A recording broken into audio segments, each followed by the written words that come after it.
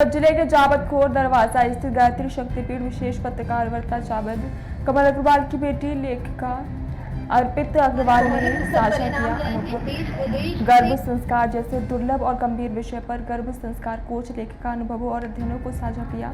कहा कि 3 वर्ष पूर्व गर्भावस्था के दौरान उन्होंने महत्वता से गहराई को समझा और इस विषय पर विस्तृत अध्ययन कर स्वयं प्रयोग किया और उन्हें गर्भ संवाद प्रार्थना और ध्यान जैसी विधियों को अपनाया और इसके सकारात्मक परिणाम देखने को मिले हैं। इन विधियों को उन्होंने YouTube पर साझा किया और इससे देश विदेश की हजारों गर्भवती महिलाओं ने सराहा है। उन्होंने कहा कि गर्भ संस्कार के माध्यम से भावी पीढ़ी प्रेम, करुणा, भक्ति, साहस, परिश्रम व बलिदान जैसे श्रेष्ठ गुण विकसित किए जा सकते हैं।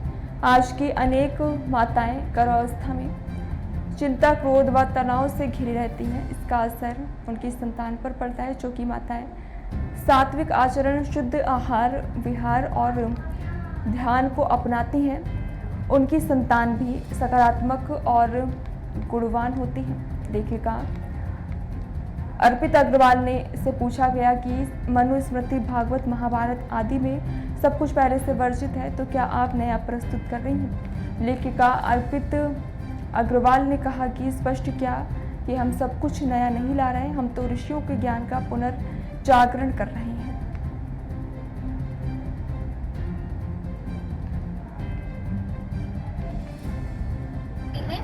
और फिर जन्म के बाद वो बताती है कि कैसे उन्हें अपनी ही देवरानी, जेठानी, अपनी बहनों के बच्चे और खुद के बच्चों में डिफरेंस फील होता है।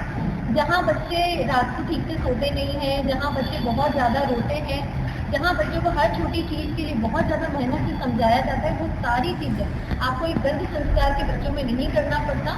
बचपन से ही आपको उनमें वो धैर्य दिखता है, वो साहस दिखता है, वो क्षमताएं दिखती है कि जिससे उनके पालन पोषण में भी बहुत आसानी हो जाती है। और हमारा पूर्ण विश्वास है, क्योंकि ये शास्त्रों में लिखित है कि आने वाला भविष्य भी उन बच्चों का सामान्य बच्चों से बहुत ही अलग, बहुत ही बेहतर होगा। आप नगरवासियों को क्या संदेश देना चाहते हैं? मैं यही संदेश देना चाहती हूँ कि हमारा जो जावद है वो बहुत ही धर्म से जुड़ा हुआ है। बचपन से हमने भी वहीं से वो सारी शिक्षा ली है, तो आज हम फिर से हमारे धर्म की मूल ज्ञान को अपनाएं। जो गर्भावस्था का मुख्य समय हमें मिला है, उसे इधर उधर की बातों में या सामान्य दिनों की तरह ना बिताएं। इसे एक स्वर्णिम काल की तरह माने, जो सिर्फ आपका सही भविष्य निर्धारित करेगा। उस हेतु वो प्रयास में आप कहाँ रहते हो? मैं जयपुर, राजस्थान में रहती हूँ।